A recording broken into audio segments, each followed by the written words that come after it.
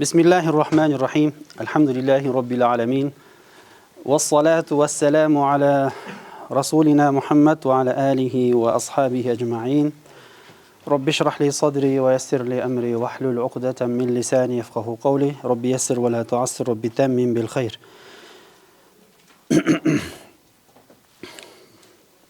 قال المصنف رحمه الله تعالى ونفعنا الله بعلومه في الدارين آمين.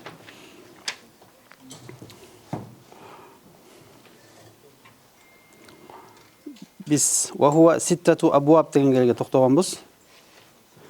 To'g'rimi? Ve huve sittetu abwab. Al-fasulasi ma kana madihi ala salasati ahrufin ve huve sittetu abwabin deb. Bugun Maqsud kitabimizning qancha? 3-sabag'i. Maqsud kitabining 3-sabag'i. Kitabimiz degan maqsad kitob o'qib жатқаныбызda. Fasulasi ma kana madihi ala salasati ahrufin. Fi'l madisi qancha tamg'adan turadi ekan? 3 tamg'adan turadi. Fe'l mazi 3 tamg'adan turadi. Emnega fe'l mazisidan aytadi, fe'l mudorisini emas. Chunki fe'l mudorisida mudori tamg'alar qo'shilib ketadi, bilasizlarda. Ana aytib tamg'ani biroz qo'shilib ketadi tag'i. Bu yoqda o'shabdan fe'l mazini maqsad qildi. Fasulasi ma kana madihi ala salasati ahrufin va huwa sittatu abwabin. Bugachayn nahwu sarfdan ilmul ala ekan degan bu maqsud emas. Ilmul ala ekan degan boshqa arabcha kitobga arabcha tekstlarni tushunuga olib bora turgan bir yo'l ekan. Bildik, andan keyin af'allar ikkiga bo'linadi. Sulasi yo'lsa asli yana zu ziyadati deb. Zu ziyadatin deb. Aslida maqsad nimalar? Aslida maqsad. Aha, boshqa aytganda zu ziyada emas. Özünün tamgalары asıl tamgalары деген сөз. Ошо бирөөсүн алып салса, маани өзгөрүп кетет, жок болуп кетет. Өзүнүн негизги маанисин бербей калат. Зу зияда болсо, ошол ашка тамгалар кошуп алып салса деле өзүнүн түпкүл мааниси кала берет деп. Аслидагы рубаи, суласи болуп рубаи болуп бөлүнөт. Зу зиядадагы не болуп бөлүнөт эле? Бөлүнөт деген биз. Андан кийин фасуласи ю деп туруп ошондон баштап فالثلاثي علم ثلاثي بولا ترغم بولسا فالثلاثي ما كان ماضيه وشل ثلاثي فعل ماضي بولسا على ثلاثة أحرف 3 tamgadan turат ekan. وهو ستة أبواب. Бул 6 баптан турат экен, 6 бап. ثلاثي мужаррадтар жөнүндө сөз кетип атат эмеспи? Негизинде мунун 6 бапты ырып түрүндө бинада жазылган эле. Бияқадағы жазып қой берелі. Өткенде жазған емеспіз, Бірінші кергендердегі пайдалысын. Анда кеттік. Фатху. Фатху доммин. Фатху касрин. Анан? Фатхата. Анан? Касру фатхин. Домму доммин. ضم كسرة تاني تراو حركة لا نقول فرين فتح ضم فتح كسر فتحتان كسر فتح ضم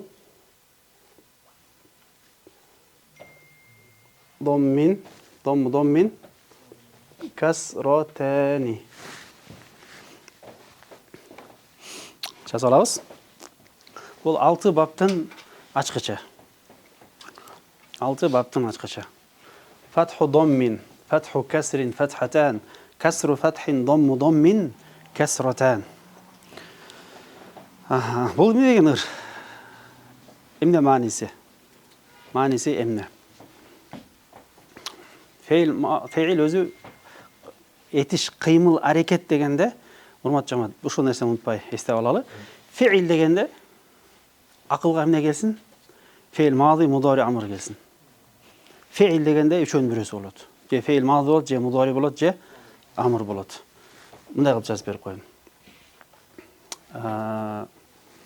Fe'il дегенде fe'il аттуу көргөндө Үчөөнүн бирөөсү сөзсүз түрдө болот. Себеби кыймыл аракетти билдирет. Феилдин эки мааниси бар. Феилдин негизи. Феилдин эки мааниси бар. Хадас деген бир кыймыл аракетти билдирет. Анан заман вакытты билдирет. Феил дегенде эки маани түшүнөбүз биринчиден. Анан өзү үчкө бөлүнөт. Хадас деген бир кыймыл аракет, заманчы вакытты билдирет. Демек ошол феил өзү канчага кетип атат? Үчкө бөлүнөт. Туурабы? Феил мади, андан кийин мудори, учурчак же, анан кийин амр. Демек, феил аттуу келгенде сөзсүз түрдө эмнеси керек?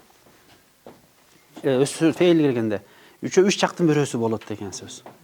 Үч жактын бирөөсү болот. Феил мади, феил мудори, анан феил амр деп. Азыр бул жерде бизде мисалы дороба дегенде карасаңыздар, дороба дегенде эмне ушул маани береличи, ушул маани. Хадас бар, эмне хадас? Хадасты максат эмне эле? Бир кыймыл аракет. Жазып алабызбы? Бу жака жазып койгула. Кыймыл аракет деп жазып койгонуздар. Булчу убакыт. Убакытты билдирет. Доробада эмне бар? Хадас бар, биринчиден кыймыл аракет, уруу кыймыл аракети бар. Андан кийин вакыт. Вакыт болсо мади, ядрипчи. Ядрип. Эмне бар мында дагы? Хадас бар, заман бар. Экөөтөн бар, туурабы? Феил дегенде эмне экен? Маздардан башка. Маздар болсо только жалаң гана хадасты билдирет. Хадас, анан заман бар. Ядрибуда уруу кыймыл аракет бар и вакытты билдирип атат. Амырдачы идрипте. Мында дагы хадас бар, анан заман бар. Демек феил деген түшүнүп алдык. Биз азыр бул жакта феил мадысы менен мудариси жөнүндө сөз болот. Ошон үчүн ушуну жазып бердим. Өчүрөм, Тартып алыңыздарбы? Тартып алыңыздар. Тартып туруп группага таштап койсоңор болот. Группага. Ошо доскадагы нерселерди тартып туруп таштап койсоңор аркадагыларга көрүнбөй калып атат да. Ошоло карап алып жазып беришет. Өчүрдүм, Демек феил дегенде ушул дайым эки нерсени унутпайбыз. Хадас бар экен ичинде, дагы бир вакытка байланыш экен. Демек феил деген демек мази болушу мүмкүн, мудари болушу мүмкүн, амр болушу керек. Дагы бир нерсе бар, кошумча эсиңерге кире берсин. Феил дегенде сөз түрдө фаили керек.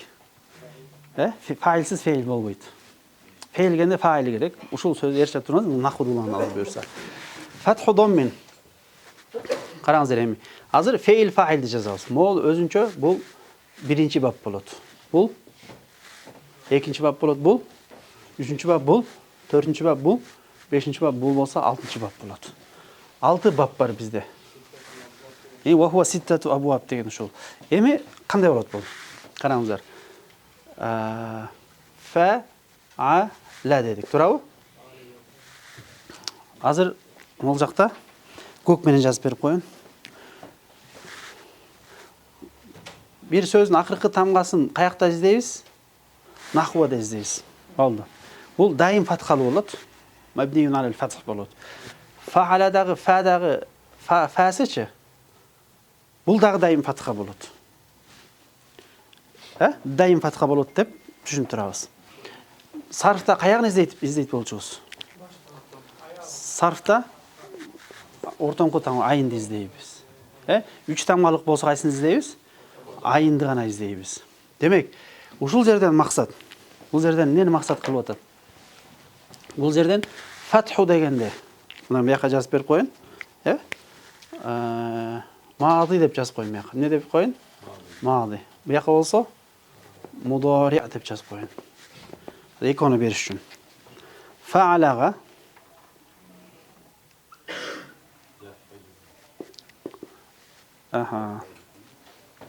Яф.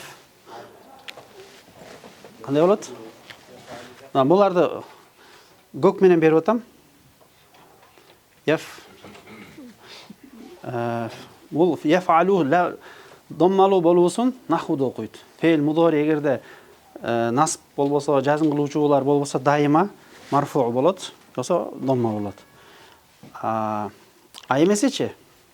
Макул, ушуга келели азыр. Мол фейл мудоринин тамгасы болот. Туурабы? Өзү фаала эле боюнча. Фейл мудорисин тамгасын да алып берип коюн. Фейл мудоринин тамгасы анайту деген тамгалар. Алиф бар, анан нун бар, я бар, плюс. Плюс кайсы?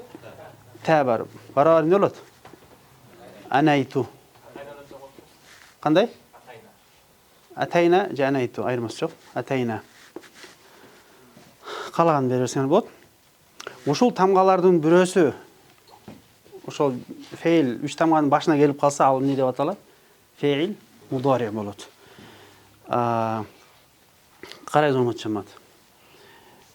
Фейл мудори келгенде, биз фейл мудори келгенде фейл мудоринин тамгасын жазып, буякта кайсын жазып атабыз?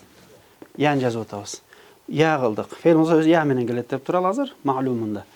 Я менен келгенде эмне үчүн буга сүкүн беребиз? Неге сүкүн болуп калды?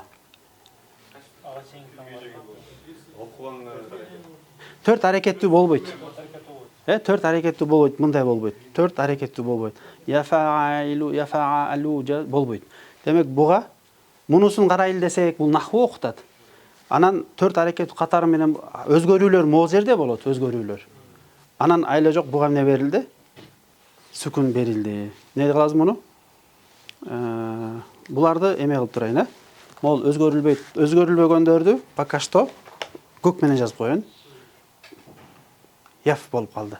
Фа сүкүн болуп калган түшүндүк, э? Мунун харакасы эмне болот?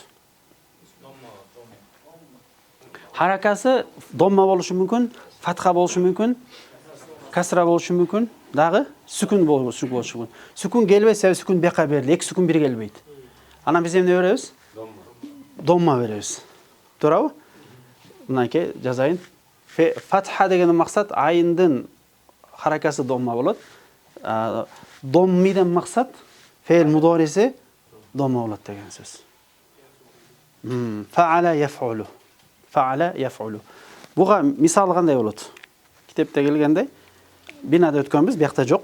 Мисалы, биякта эмне болот? Биякта буга эмне беребиз? На со ро болот. Туурабы? На со ро. Бугачы? Ян суру.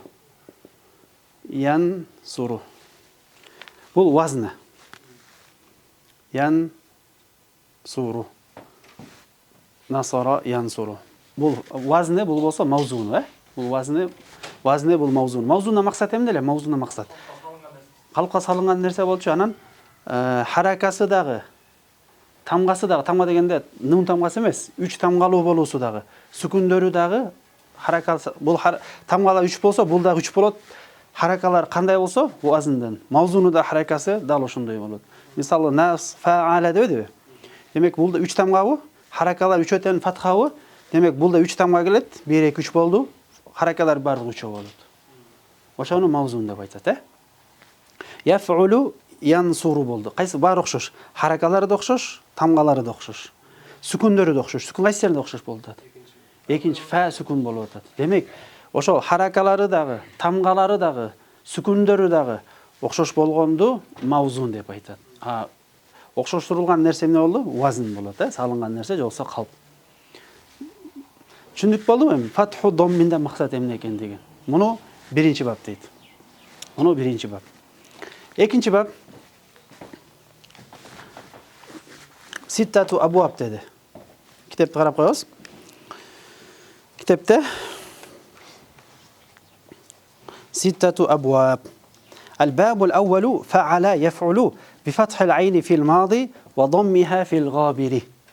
وضمها في الغابر. قرأ وشو زرد مقصد نغلد فعل يفعل بفتح العين. بفتح العين. عين فتح الولد وضمها براو عين ها ضمير كتات عين ne oldu? Domu olsa şu. Domi olsa fil gabiri. Fil gabirde maksat Урматтуу жамаат, эстеп алгыла. Габирден максат эмнени билдирет? Габир деген сөз. Мудари'ди да билдирет. Анан аз отурла. Бягын жазып коюн. Габирден максат. Габир деп турат го. Габирден максат. Мадини дагы билдирет, анан мударини да билдирет. Экөө тең келет. Бирок бул жерден кайсынысы болуп калды? Мудари. Сөз өзү келсе экөө тең максат кылынышы мүмкүн. Бирок бул жерде мазиси айтылгандыктан демек бул каршысы кайсы болуп калды? Мудари болуп калды деген сөз. Фил габир. Демек фаала яф'улун оксак би фатхил айни фил мади ва даммиха фил габири. Жокса фил мудари де келди. Кеттикпи? Би фатхил айни. Вал бабу сани экинчи баб. Экинчи баб. Фаала экинчи баб не болду? Яф'илу. Мына мына өчүрөйүн. Габир деген сөз эстеп алдыкпы? Канча мааниси бар экен? Экөөнү тең камтыйт. Мазини да камтыйт, мудари да камтыйт. Бирок бул жерде кайсыңыз экен? Кантип билдик мудари экен деген? Себеби мазин айтылып атат, ошон үчүн автоматтык түрдө акыл эмне деди? Мунусу мудари экен деди. Карина менен билдик. Экинчиси фатху касрин деди. Фатху касрин. Карайбыз ошо жамаат. Фа'ала анан яф'a же Бул өзгөрбөйт, Бул дагы өзгөрбөйт. Муну эмне кылабыз? Бул дагы өзгөрбөйт, бул дагы өзгөрбөйт. Демек кайсыл калды? Фатхудан максат фейл мадиси фатхалуу. Туурабы? Касринчи фейл мудариси касралуу. Яф'илу болду. Фа'ала яф'илу. Түшүнүктүбү?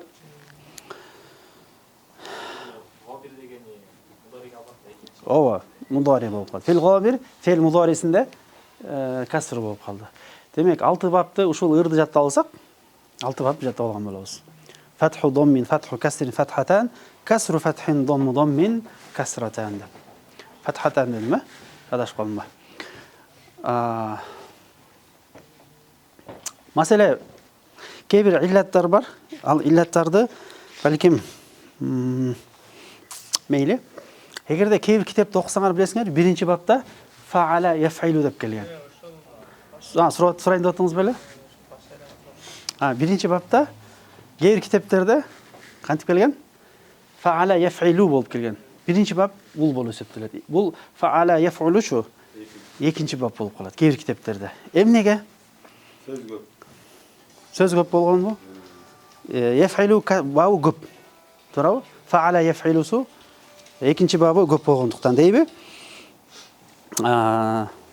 Муну айткандар, мисалы Исам сыяктуу алымдар фаала яф'улуну биринчи бап деп айткан. Замахшари болсо, Замахшари деген чоң алымдар бардыгы. Экинчи бапты биринчи бап деп айткан. Фаала яф'илу дараба ядрибу бабын биринчи коюшат. Бул иллаттарды, себептердин билиште эле көп деле зыян бербейт, пайда бербейт. Себеби биринчи даже 6-чы бапты деле аягына коюп койсоң делечи. Биринчиге коюп койсоңдар 6-чы бапты. Китепти окуган кезде тартиби менен келип бербейт сага, туурабы? Фаала биринчи дараба насар алып кел, анан алып келбейт. Китепти окуганда ар түрлүү келе берет. Сөзсүз түрдө ушу менен келиш шарт эмес. Мунун бардыгы жөн эле эрежелер. Эмне үчүн макул кээ бир иллаттарын айталы, кээ бир себептерин айталы. Эмнеге дегенде, эмне үчүн бул жерде окшош болуп атат. Фаала менен фаала окшош болду. Фейл мударисинде болуп атат. Фейл мударисинде домманы эмнеге биринчи бап келди, эмнеге касраны алып келген жок. Домманы эмнеге биринчи алып келди, биринчи бап кылды десе, фаала яф'улу дагы.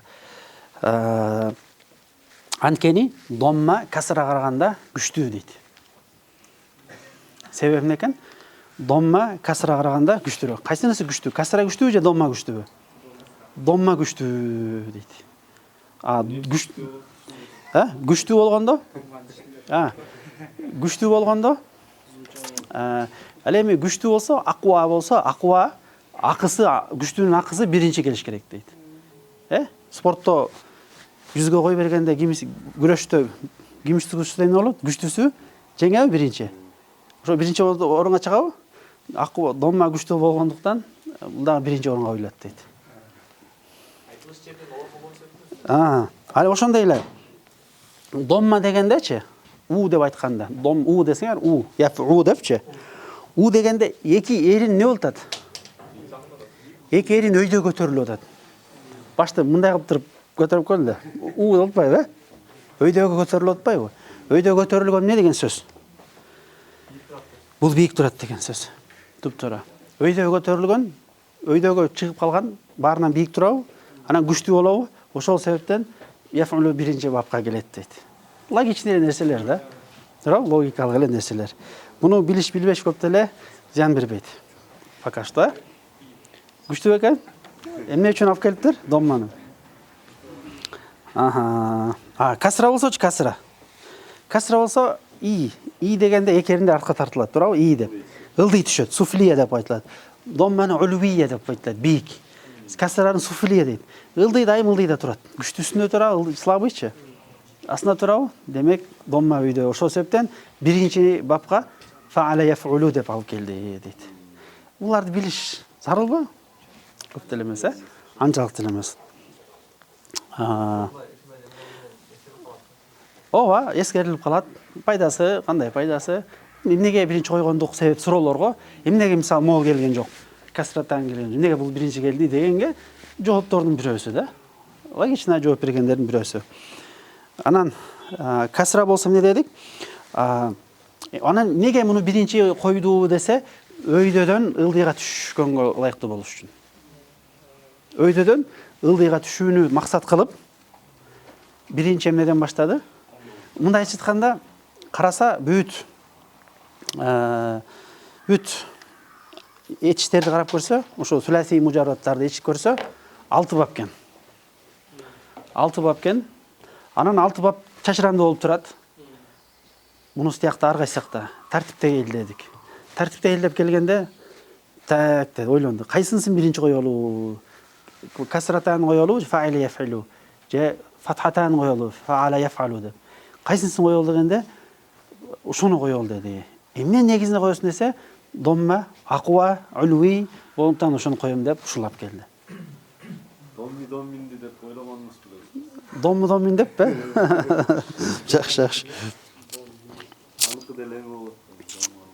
Ал экөөтөн баарынан күчтүү болуп кетип атпайбы? Ушундай болуп калабы? Карабайсыңарбы? Уламалардын сөзү да. Андан кийин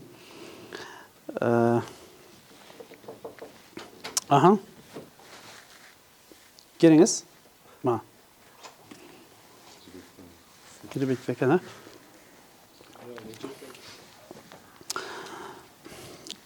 Бул кимдердин далили? Доммагыл окугандайм, доммагыл окуйм дегендердин далили. Мен биринчи бапка ушул фа'ала яф'улуну коем дегендердин далили. Эмне болду? Эки болду. Фа'ала яф'илу болом дегендер замахшарилер. Же биздин кээ бир китептерде эмне деп келет? Биринчи китеп окуп атсаңар, мунун далили эмне болду? Далили, логично далил алып келелечи. Кандай далил дейт булар? Домма караганда жеңилирээк, дагы.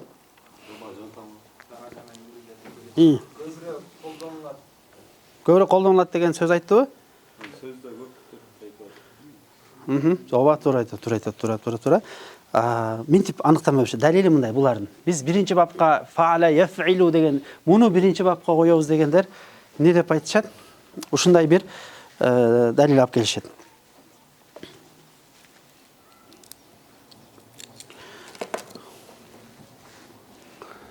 Караңыздар. Могу сызык. Тамга дейли. Тамга дейли. Мол фатха. Булчу. Бул ким? Бул касра деген бир брат, Касра.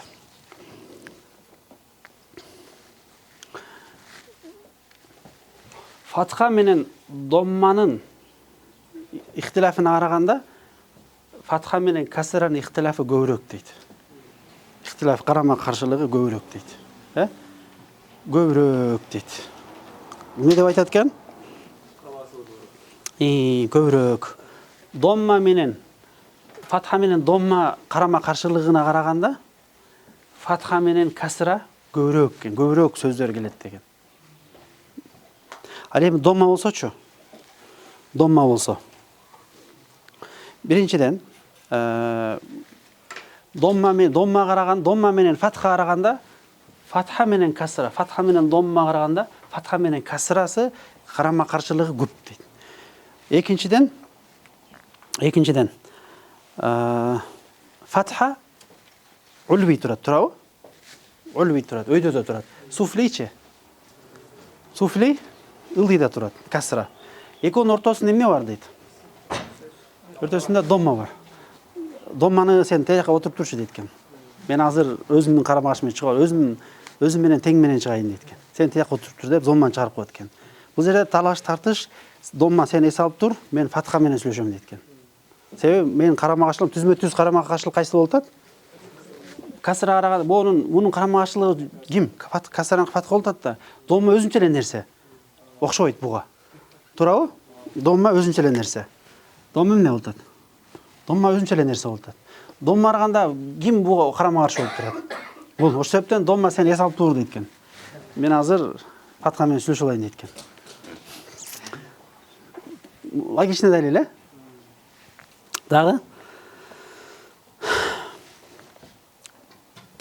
эмне айтат экен? Экинчи нерсеси мази менен мудори харакада сөзсүз түрдө асылында сөзсүз түрдө эмес, асылында деп айтат. Негизинде мази менен мудоридин харакалары карама каршы болуш керек дейт. Карама каршы, бирөөсү ак болсо, бирөөсү кара болуш керек дегендей. А бул жакта бирөөсү фатха болсо, демек мунун фатханын карама каршылыгы кайсыл? Касрада. Ошол себептен касра болуп атат. Келдикпи? Мында далил күчтүү экен. Тоже логично. Дагы эми бул жакта карай турган болсок, фатхасы да касрасы бири-бирине каршылык. Ал эми карама каршылыгы көп болгондор биринчи коюлушка татыктуу дейт. Карама каршылыгы көп болгондор биринчи коюлушка татыктуу деп туруп, анан фаала яфилуну биринчи бапка не кылышат экен? Биринчи бапка коюшат экен. Бул иллалары, себептери да кейбир. Бирок китепте келгенде биринчи бул айырмасы жок. Экөөнүн тең далили бар. Түшүнүктүбү? Экөөнүн тең койсоңор боло берет. Маселе жок. Кимисин койсоңор деле маселе жок.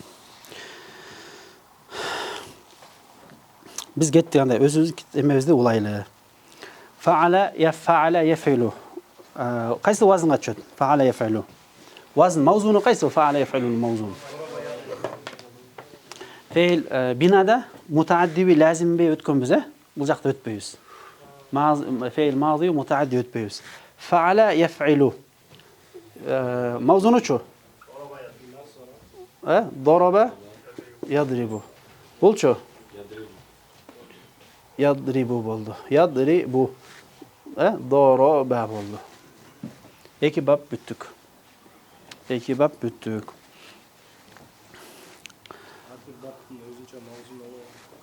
Ооба. Мавзундар эмне болуп атат? Мавзуну бир китепти көрүп калсаңар, мисалы, бир сөз китеп дегенде бир китептин ичинде сөз көрүп калсаңар, эгерде айны касралуу болсо, анда кайсы баптан деп билебиз? Экинчи баптан деп билебиз. Бир сөз, бир этич көрүп калсак, этичтин айны доммалуу болсо, кайсы баптан деп билебиз?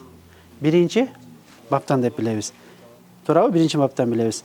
Насара билесиңерби? Кад яти мутааддиян галибан деп билебиз. Эсиңерде фейл мутаадди көп келет, биринчи бап. Кеде болсо лазим келет деп. Мисалы, qaada yaqudu деп. Qaada yaqudu, отурду, отуруп жатат деген маанилер. Дарабада дагы мутаадди көп келет, лазим болсочу аз келет, э? Жаласа яжлису. Отурат. Кайсы жаласа яжлису деп китеп көрүп калса, бир сөз көрүп калсаңар мынтип. Туурабы? Яжлису деген. Кайсы баптан бул? Экинчи баптан, машалла. Мындай сөз көрүп калсаңарчы?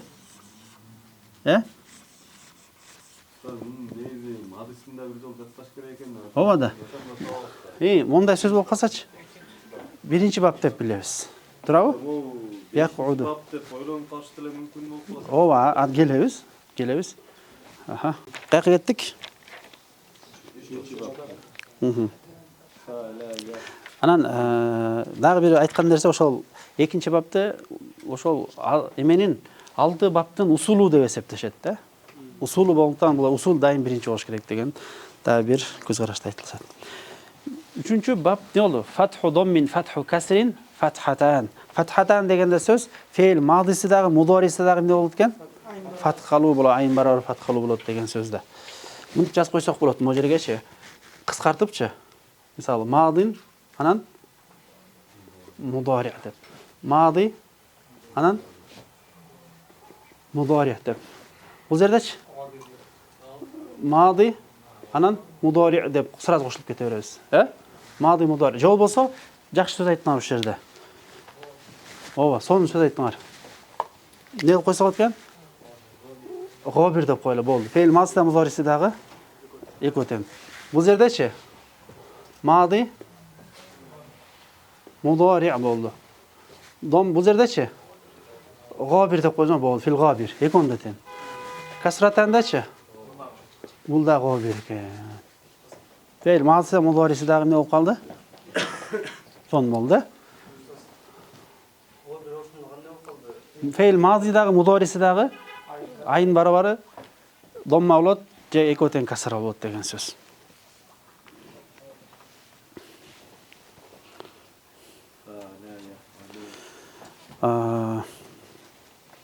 Üçüncü bapka geldik. Fathatan dedik. Fathatan. Qaraymiz. Aytdım bile fe'l, aytdım bile binada. Aybay toktolobuz, кыжалат болбогула, кокус түшүнбөй калсак деп. Дагы ушундай эле изиди окусак 3-чү китепте иншалла. Ал жакта дагы ушул кайра ушулар токтолобуз. Кичине бирок балким дерас тереңирээк. 4-чү китеп окусакчы. Ал жакта деле ушундай токтойбуз, бирок дагы уже тереңирээк дегендей. Биринчи китепти окуп түшүнбөй алсам, түшүнбөйт дебегиле. Үмүт үзбөй окуй бериш керекпиз. Туурабы? Өткөндө кандай болду мына? Баарыңар көрөсүңөр. Биринчи, экинчи сабактарды эмне деле? Не деп атат деген туман деген мен үчүн. Азыр болсо уже сүйлөп отурат, жооп берип отурат.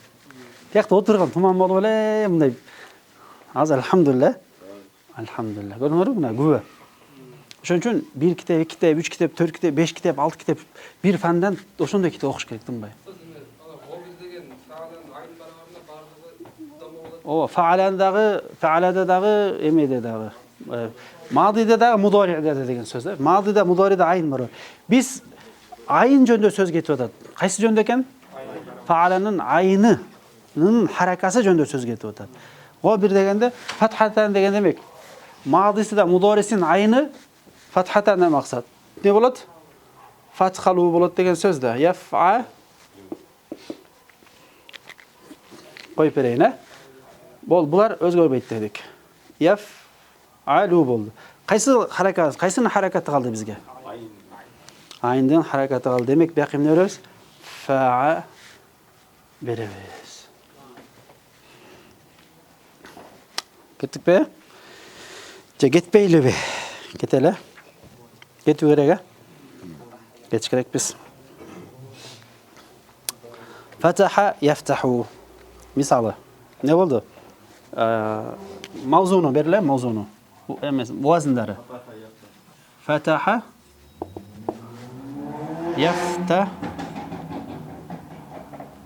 яфтаху. Окшоштубу?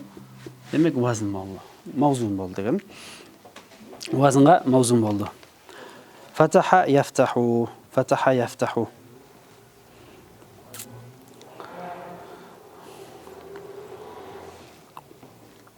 Карагыла окуйлу.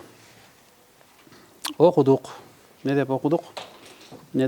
Бабу са'алба вал бабу салису dedi. 3-чү баб. Фа'ала яф'алу би фатхиха фил мади вал габири dedi. Кыскартып койду туурабы? Би фатхиха фил мади, мадиси да габир, мударисинде дагы фатхалуу болот. Биз жөнөкөй ал сөз менен эмне кылып койдук? Фатхатан деп койдук. Ушул ырды жаттап алыңыздар беле? Кайра кайталай беребиз, кайталай беребиз. Жаттай беребиз. Фатху доммин, фатху касрин, фатхатан, касру фатхин, домму доммин, kasratan. Жаттайбыз, кайра кайталайбыз. Wal babu rabi'u. 4-cü babçı. 4-cü bab ne oldu? Fa'ala yaf harakalarını koyayın. Ne kılabız? Bular boldu, daimında boldu da. Эми эки болуп калды. Айындын харакаларын коюш керекпиз.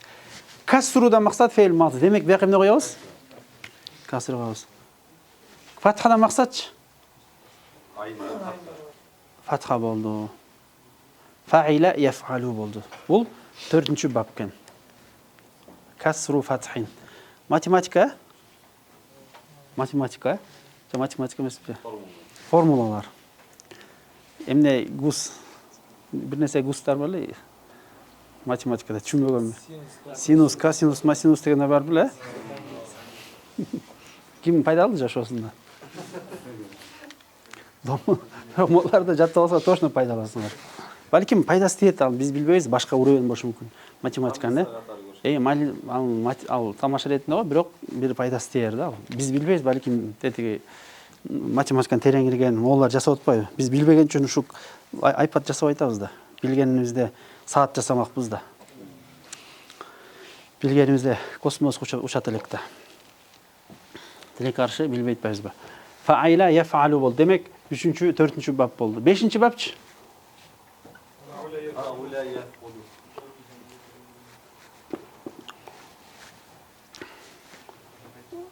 Кол чоң болуп калып турбу кичине? Жакшы. Точно көрүнүп атат. Доска эме көрүнбөй калбайбы ошол? Камерага. Эмне кылабыз? Домму фаула яфулу кылабыз. Туурабы? Фаула яфулу кылабыз. Фаула яфулу. Матында эмне деди муну? Вал бабул хамису. والباب الخامس birinci bab rabi'a fa'ila yef'alu bi kasriha fil madi fi'l madisinde kasriha kasril ayn maksat kıldı fa'alanın ayını yef'alu daçı ha ve fathiha fil gabiri fathalu bulatken 5. babda fa'ula yef'ulu bi dammiha fil madi vel gabiri dep okanda уже düşünüp başlanarım kitapta okanda emneni maksat kıldı atken kayсы eken Tonum болу, ошо атайын жаңа чоң кылынган байкадыңарбы? Ошо жазгыла ошо жерге, жазып калып калсын. Кыргызча жазып кеткиле сыра айтылып аткан сөздөрдү. Вал бабу садисуга, бабу садисуга. Не болду? Фаала кемне? Машалла. Демек, сөз коюн, фа эмне беребиз буга? Fa'ila yef'ilu oldu. Demek ibarada vel babu sadisu fa'ila yef'ilu bi kasriha fil madi vel gabiri dedi. Fa'ila yef'ilu dedi. Şöntüp 6 babtı bütürdük. 6 babtı bütürdük. Urmatlı cemaat Arap tilinde yetiştirdi 3 yetişteri gele turan bolsa 3 feil uşu 3 yetiştiri söz келе турган болсо фейл магдиси. Кайсыл сөз болбосун ушу 6 баптын бирөөсүнө түшөт. Некен? Кайсы этиш болбосун 3 эле боло турган болсо, 3 тамгадан турган этиш боло турган болсо, 3 тамгадан турган этиш боло турган болсо, 6 баптын бирөөсүнө сөзсүз түрдө түшөт деп акылыбызга сиңирип коелу. Ушу менен бүгүн 3-cü сабагыбыз бүттү. Velhamdülillahi Rabbil alemin.